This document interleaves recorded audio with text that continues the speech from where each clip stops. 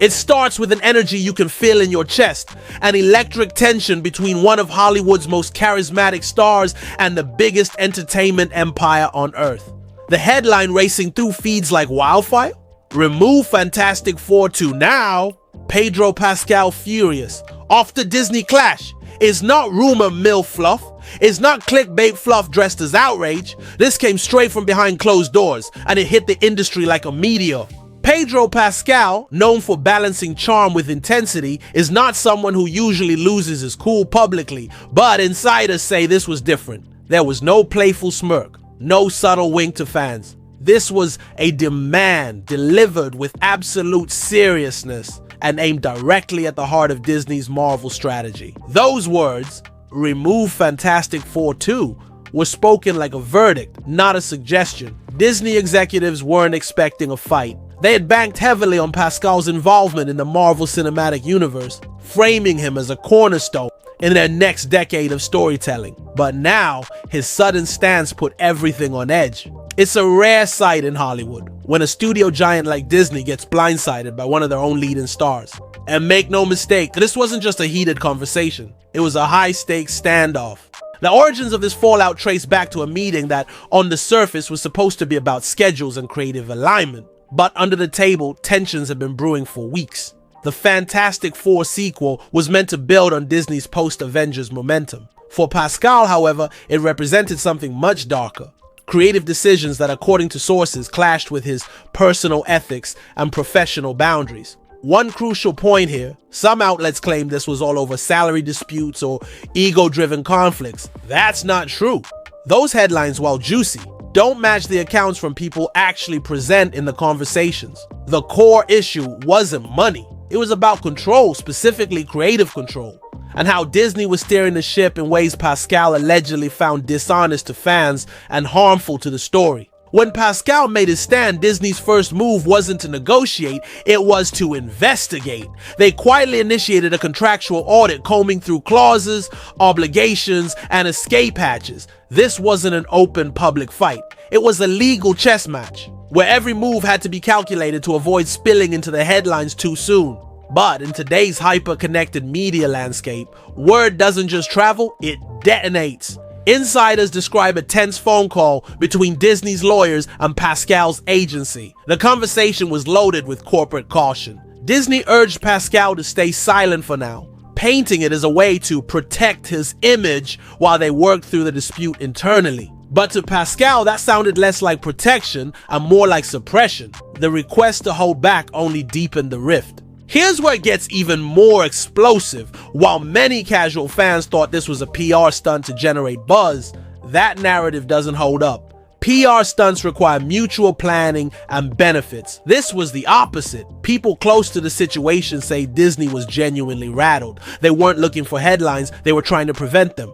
This wasn't marketing. This was damage control in real time. The ripple effects are massive. Disney has been positioning Marvel for a second era of dominance, using the Fantastic Four as a flagship reboot to win back audiences after mixed Phase 4 reception. Losing Pascal, or even just having him publicly undermine the project, would be a direct hit to that strategy. It's like a quarterback refusing to play the Super Bowl days before kickoff. Pascal's stance wasn't just about one movie though.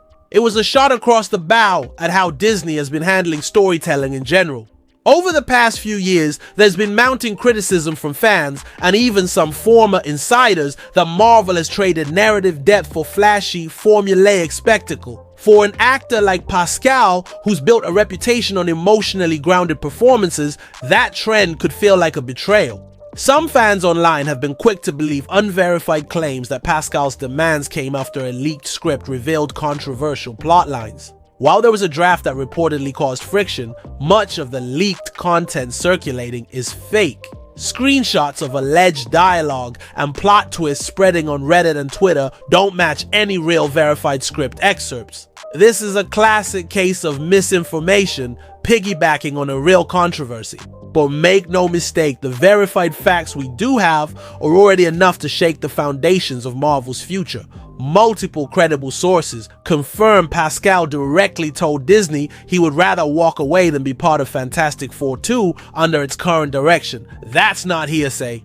That's straight from people close to both camps. The stakes? Astronomical! Disney's internal strategy meetings since the blow-up have been described as crisis mode. Marketing teams are already drafting contingency plans in case Pascal exits entirely.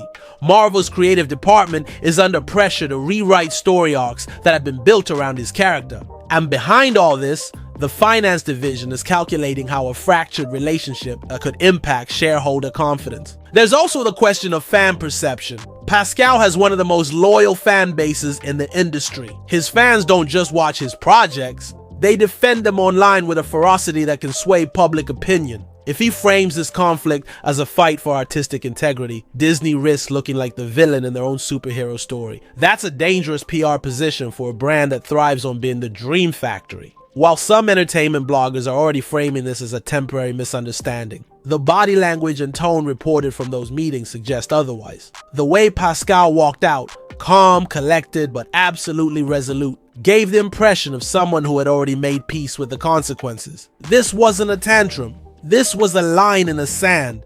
To understand why this is such a seismic event, you have to look at how rare it is for an actor of Pascal's caliber to publicly challenge Marvel. The MCU is notorious for locking its stars into airtight contracts that discourage public dissent. For him to speak out this way, fully aware of the potential career backlash, signals just how deeply he believes in his position. Adding to the drama, there's talk in certain Hollywood circles that other actors have been quietly unhappy with similar issues, though no one else has been willing to take the first leap. Pascal's move could embolden others, triggering a chain reaction of pushback against the studio's current creative practices. If that happens, Marvel's once unshakable image could face its most significant challenge yet. Disney's official statement so far has been predictably diplomatic. We value our ongoing relationship with Pedro Pascal and remain committed to delivering the best possible Marvel experience for our fans. But behind the press release smiles, the real conversations are far less friendly. The company is balancing whether to salvage the relationship or cut ties before the fallout grows. From a business standpoint, both options are costly. If they keep Pascal and give in to his demands, it sets a precedent that other actors could follow. If they drop him, they risk alienating fans and tanking a highly anticipated film. It's a lose-lose scenario in the short term, with only long-term strategy deciding the eventual winner.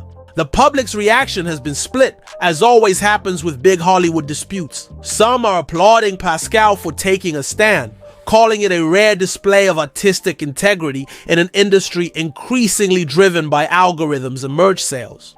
Others accuse him of jeopardizing jobs and undermining a project that hundreds of people have worked on for years. As for the rumors about other studios circling Pascal in the wake of this clash, those are partially true. Several major studios have expressed interest in working with him, and at least one high-profile director has reportedly reached out privately. However, claims that he's already signed onto a major competing superhero franchise are premature. Negotiations, if they exist, are still in very early stages. The next 48 hours will be critical. Disney is expected to present Pascal with a revised proposal, potentially adjusting script elements and his creative input. But there's no guarantee he'll accept. He's already shown a willingness to walk away, and that kind of resolve doesn't usually crumble overnight. If this escalates into a full public split, we could see a legal battle over contract breaches. And unlike some celebrity feuds that dissolve quietly, this one has the potential to spill into court filings that the public could read. Documents that might reveal the very behind-the-scenes tensions studios prefer to keep buried. That would turn an industry dispute into a cultural flashpoint. Hollywood thrives on spectacle, but not like this. This is the kind of controversy that reshapes power dynamics between studios and stars for years to come. And whether you side with Pascal or Disney, one thing is undeniable. The stakes for Fantastic Four 2 and for Marvel's next phase have just skyrocketed beyond anything they planned for. Pascal's decision also taps into a bigger conversation about the future of franchises in general, with audiences becoming more vocal about wanting authentic, meaningful stories. The era of studios dictating every frame without pushback may be nearing its end. Stars like Pascal, who have built their careers on credibility and trust, can't afford to attach themselves to projects they believe compromise that trust. This is where the lines between entertainment, business, and personal ethics start to blur. Pascal's refusal isn't just about one movie. It's about the kind of work he wants to represent him in a world where every choice is amplified by social media. In that light, his stance starts to look less like rebellion and more like a calculated act of self-preservation. And yet, no matter how principled his position, the financial realities of Hollywood remain.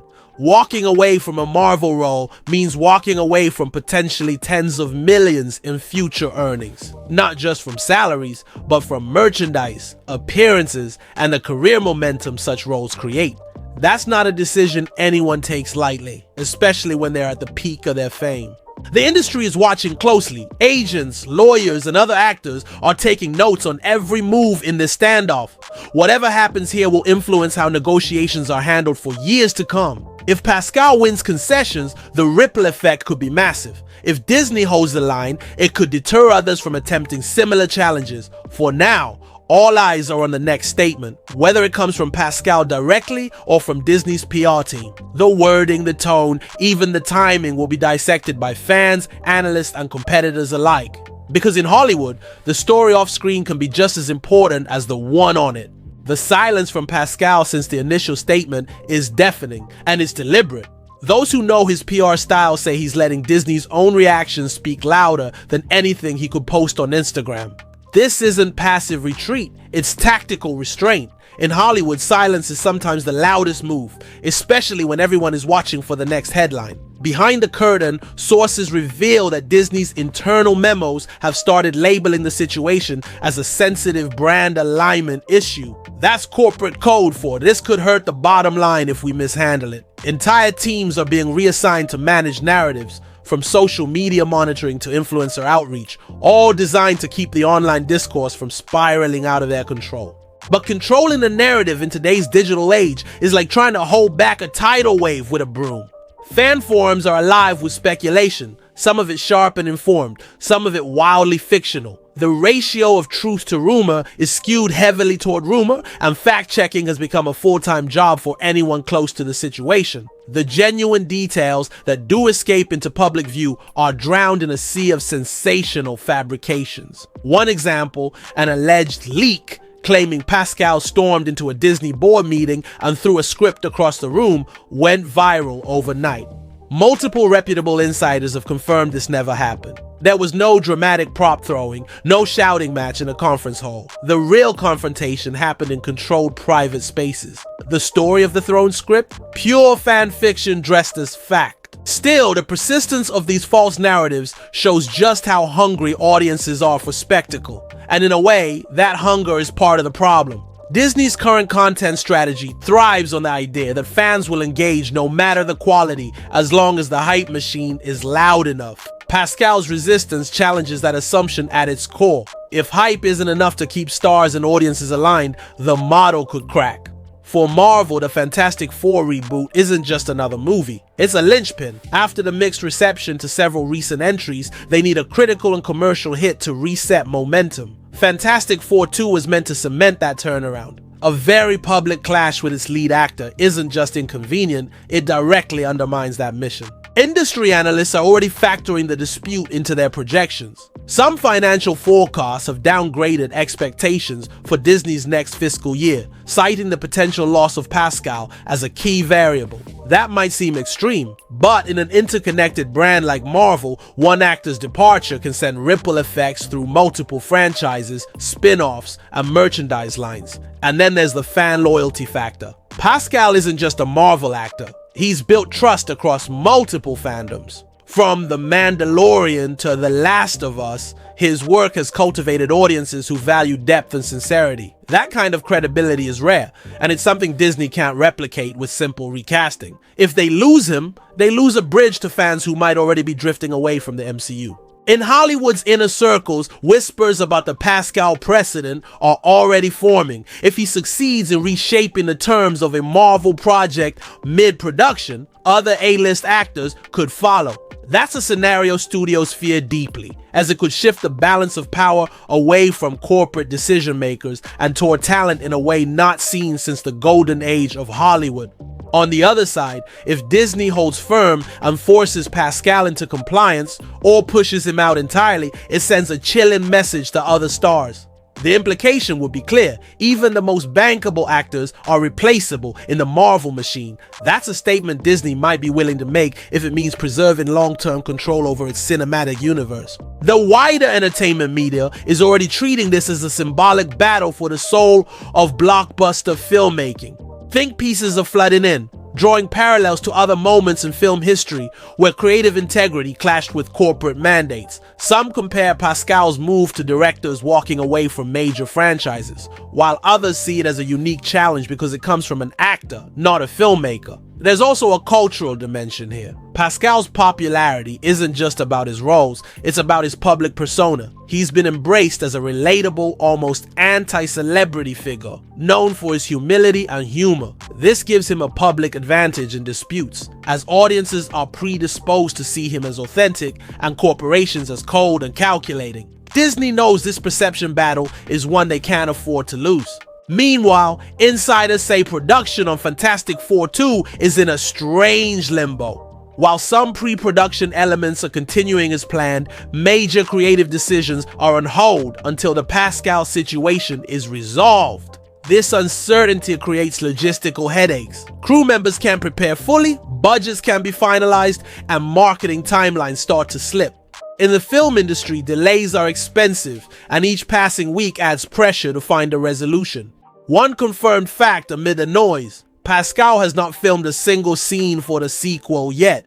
Despite rumors of completed footage being scrapped, sources close to the production confirmed that shooting schedules were still in flux when the dispute erupted. That's important because it means Disney could, in theory, replace him without reshoots. But it would come at the cost of the star power they originally built the project around. Some fan speculation suggests this is all part of a bigger hidden agenda. That Pascal might be maneuvering to exit Marvel entirely in order to commit to other major roles.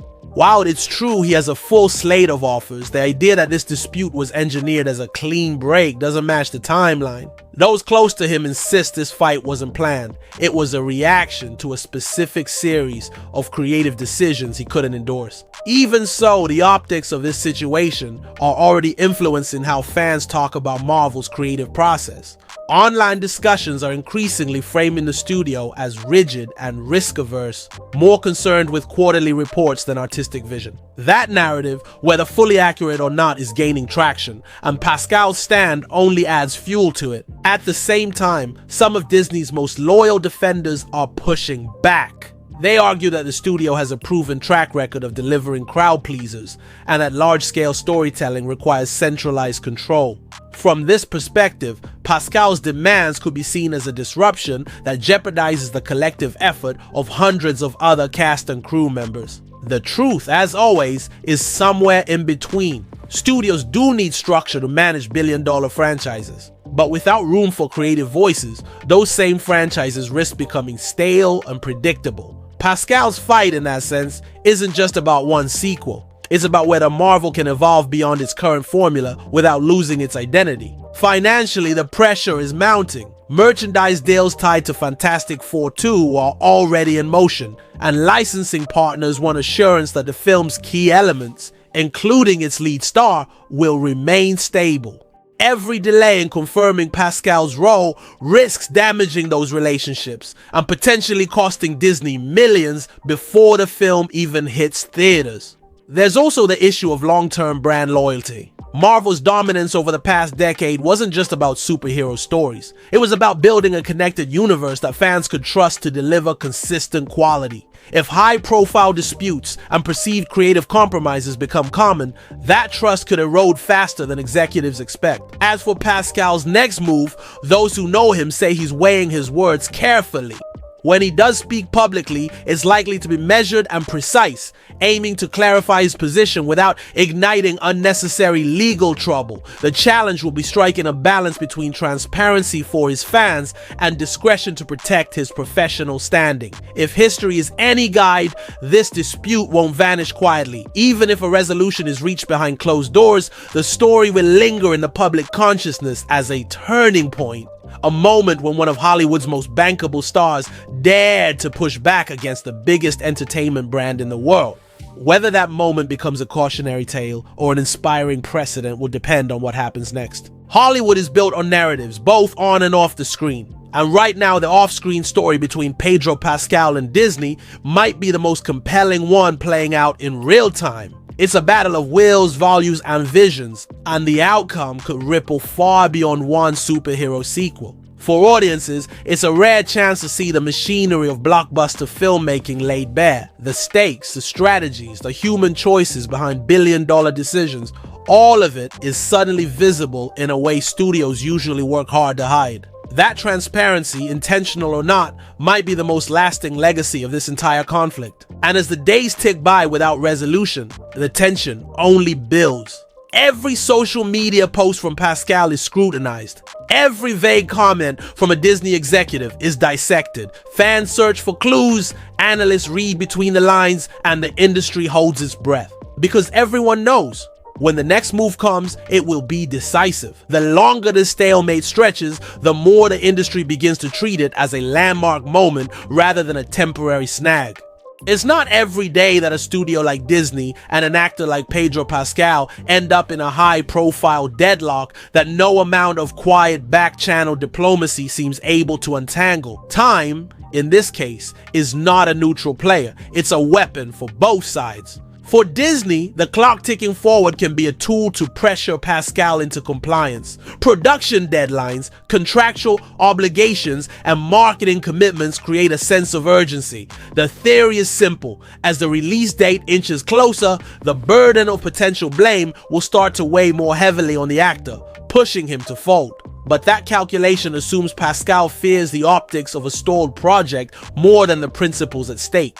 Pascal, however, appears unfazed. Those close to him say he sees time as a test of resolve. The longer he stands firm without caving, the clearer it becomes that his position isn't posturing. Each day that passes without him bending to corporate demands reinforces his image as an actor willing to walk away rather than compromise his integrity. For someone with his level of career stability, that's a powerful negotiating position. Meanwhile, the online ecosystem surrounding the dispute grows more complex. Social media doesn't just amplify the story, it evolves it. Fan edits, speculative timelines, and amateur investigations pop up daily, some weaving plausible scenarios from verifiable facts, others veering into pure fiction. It's a phenomenon unique to this era of celebrity culture, where public perception can shift dramatically based on viral posts with little grounding in reality.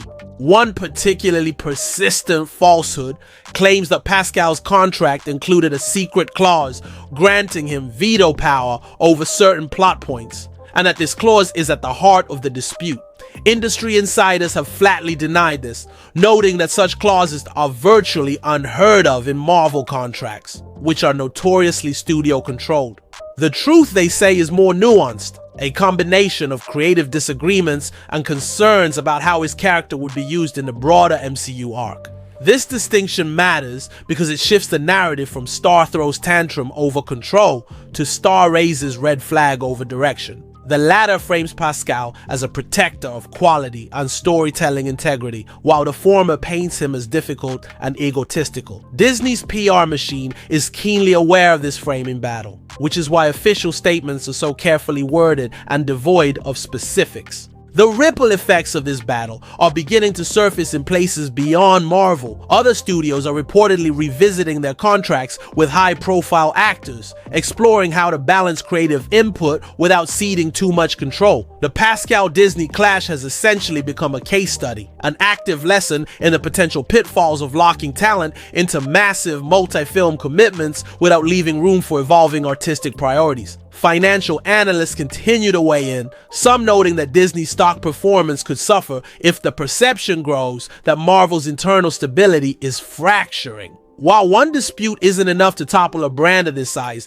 it can become a symbolic turning point if it aligns with other challenges: slower box office growth, critical fatigue, and increased competition from rival studios. Inside Marvel, the creative team faces a dilemma. They can rewrite portions of Fantastic Four 2 to address Pascal's concerns, but that risks derailing interconnected storylines across multiple upcoming films. The MCU is built like an intricate machine, where one altered gear can throw the entire mechanism out of sync. This structural complexity is both a strength and a weakness. Great for cohesive world building, but brittle when sudden changes are forced. Pascal's willingness to disrupt that machine is unusual. Most actors, even A-listers, adapt to the studio's blueprint for fear of being replaced. But Pascal's diverse career outside Marvel, spanning prestige television, independent films, and other franchises, gives him a level of insulation. If Marvel disappears from his resume tomorrow, his career doesn't collapse. That independence is precisely what makes his position so potent. In public, Disney continues to project calm. Executives emphasize the ongoing conversations and shared commitment to delivering for the fans. But off record, there's acknowledgement that this standoff could end with a clean break if no compromises reach soon. They're already quietly assessing alternative casting options, though replacing Pascal at this stage would require a delicate rollout to avoid fan outrage. Fan outrage, in fact, is one of the biggest unknowns in this equation. While some would accept a recast as part of Hollywood's usual churn, others might view it as an unforgivable slight against an actor they deeply admire. Marvel's history shows that recasts can work. Don Cheadle replacing Terrence Howard, for example. But those situations lack the kind of personal, public conflict now surrounding Pascal. Then there's the merchandise question. Pascal's likeness was already incorporated into early promotional material for the Fantastic Four sequel. Removing him would require a costly rebranding effort, from action figures to posters to digital campaigns. That logistical burden isn't just about money, it's about time. And the longer this plays out, the more expensive that time becomes. Some observers suspect that Disney's eventual move will be a partial concession, altering enough of the creative direction to keep Pascal on board while avoiding a full public admission of fault. This would allow them to frame the resolution as a mutual understanding rather than a capitulation. Whether Pascal would accept such a compromise depends entirely on how close those changes come to addressing his core objections. On the fan side, speculation about those objections remains intense. One theory, unverified but persistent, is that certain plot lines in the sequel undermine the legacy of the Fantastic Four characters, turning them into vehicles for crossover marketing rather than fully realized heroes. While no one close to Pascal has confirmed this, the theory aligns with his reputation for valuing narrative integrity over corporate synergy. Meanwhile, voices in the industry who usually stay quiet on such disputes are starting to weigh in. A few notable directors and actors have subtly expressed support for Pascal in interviews, speaking in general terms about the importance of protecting creative collaboration. While none mention Disney by name, the timing of these comments leaves little doubt about their intended reference. This quiet show of solidarity could embolden Pascal further. Knowing that other respected figures share his concerns might reinforce his belief that standing firm is the right choice, even if it comes at a professional cost. For Disney, this trend is dangerous. If too many influential voices start echoing Pascal's position, the company risks looking like an obstacle to creativity rather than a champion of it. In the background, lawyers for both sides continue to communicate, though sources describe the tone as guarded but professional. No one is slamming phones or sending angry ultimatums, but neither is anyone rushing toward a handshake. It's a slow, meticulous process, where every word is scrutinized for potential legal implications. The legal stakes are high because this isn't just about one contract, it's about precedent. If Disney alters the agreement in ways that favor Pascal, it could open the door for other stars to demand similar terms. That's a shift the studio would rather avoid given the scale of its interconnected projects and the tight control required to maintain them. For now, the public still waits for a decisive moment. It could be an Instagram post from Pascal that lays out his side of the story in his own words. It could be a sudden press release from Disney announcing a mutual parting of ways. It could even be an unexpected appearance together, signaling that the feud was resolved behind closed doors. Whatever it is, it will instantly dominate headlines. Until then, the uncertainty is its own kind of story. Each day without a resolution adds to the drama, giving fans and the media more to speculate about. And in the high-stakes world of blockbuster filmmaking, perception often matters as much as reality. If the perception becomes that Disney can't hold its talent or that Pascal walked away on principle, the fallout could last far beyond this one film. This is why both sides are so cautious. A single misstep, a poorly phrased comment, a leaked document, an offhand remark could tip the balance. The stakes aren't just about one movie or even one actor. They're about the shape of the industry's power structure for years to come. And both Pascal and Disney know exactly how much is riding on their next move. As the impasse continues, some analysts suggest that the only real way forward is through an intermediary, a respected figure in the industry who can bridge the gap without the baggage of direct involvement. Names are being floated quietly, from veteran producers to actors who have successfully navigated similar disputes. Whether either side will embrace this option remains to be seen. Whatever happens next, one thing is clear. This isn't a story that will fade quietly into the background. It has already become a reference point in Hollywood's ongoing negotiation between art and commerce, individuality and brand, star power and corporate power. The outcome will not only shape the future of Fantastic Four 2, it will echo across the entire Marvel Cinematic Universe and perhaps even beyond it. And in that sense, it's bigger than any single movie. It's about who gets to decide what stories are told and how they're told in the most lucrative storytelling machine the world has ever seen. That's a battle worth watching, no matter which side you find yourself on. As days pass without a resolution, Hollywood begins to treat the Pedro Pascal Disney standoff as more than just a temporary dispute. It's becoming a cultural moment. It's the kind of story that insiders whisper about at after parties and that studio heads watch closely for signs of what the next era of blockbuster filmmaking might look like. The fact that no one is backing down adds a gravity that most publicity spats never achieve. In the absence of concrete developments, the conversation has shifted toward what this fight means. For some, it's about an actor refusing to compromise his vision in a system that often prizes conformity over individuality. For others, it's a high-stakes business negotiation in which personal principles are a tool as much as they are a belief. In both readings, the underlying theme is power. Who has it, who wants it, and who's willing to risk losing it to prove a point. Disney, for its part, has mastered the art of controlling optics. Every official statement remains polished, professional, and stripped of emotion. Yet behind that veneer, the internal atmosphere is far from calm. Employees across departments are now looped into confidential briefings, reminding them to avoid public comment and to route all media inquiries through the corporate communications team. The fear of a leak, intentional or accidental, is real. Leaks, however, are inevitable in an ecosystem as interconnected as Hollywood.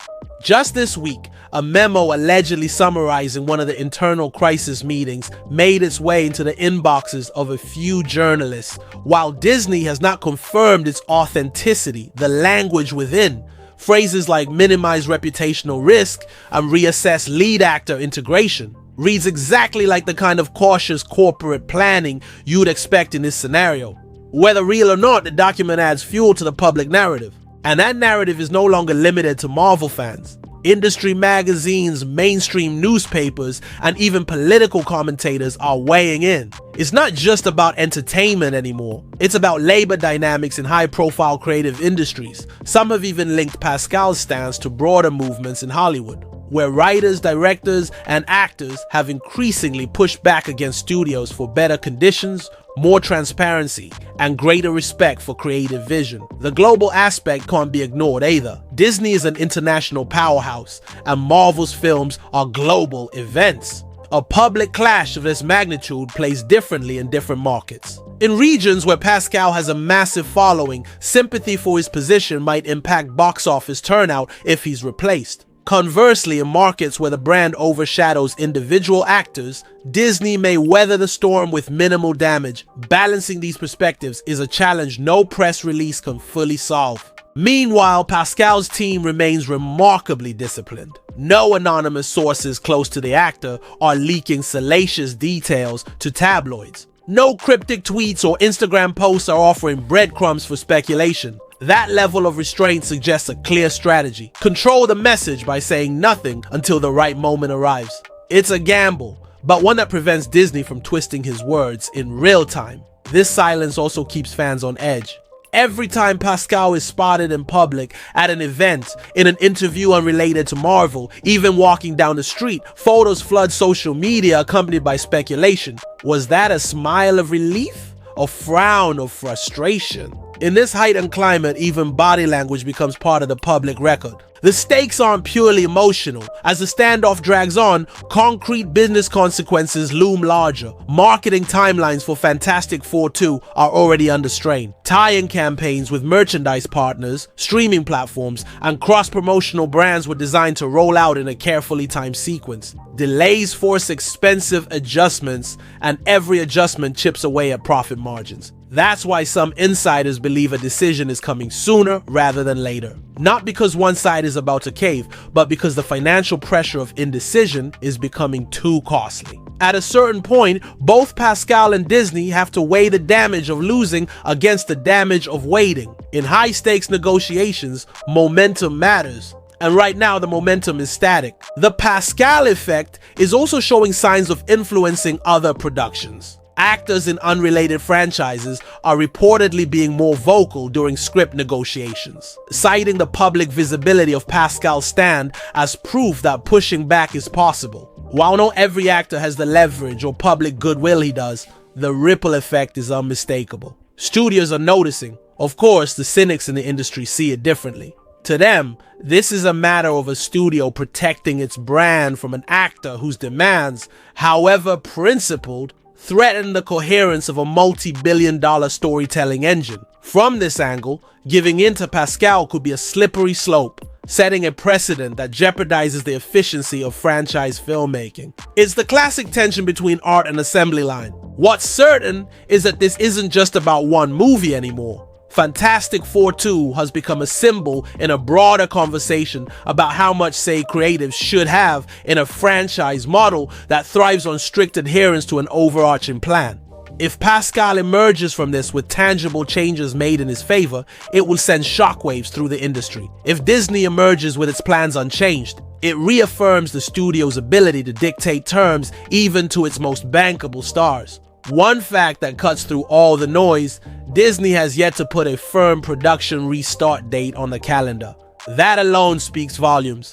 Until the lead role is secured, every other aspect of the production remains in limbo. And in Hollywood, time in limbo translates directly into lost revenue. Even the most optimistic internal forecasts can't spin that as anything other than a problem. Fans are left in the middle, waiting to see whether the actor they followed through multiple iconic roles will still be part of Marvel's future. For many, the decision will influence how they engage with the film and possibly the MCU as a whole. It's a testament to Pascal's personal brand that his presence or absence could have that kind of pull in an era where most blockbusters are marketed on spectacle alone. In this way, the dispute has already achieved something rare. It's humanized the machine. People are talking not just about plot lines or release dates, but about the human beings behind the roles, about what they value, what they're willing to fight for, and how they navigate the trade-offs between personal conviction and professional opportunity. The industry will eventually move on, as it always does.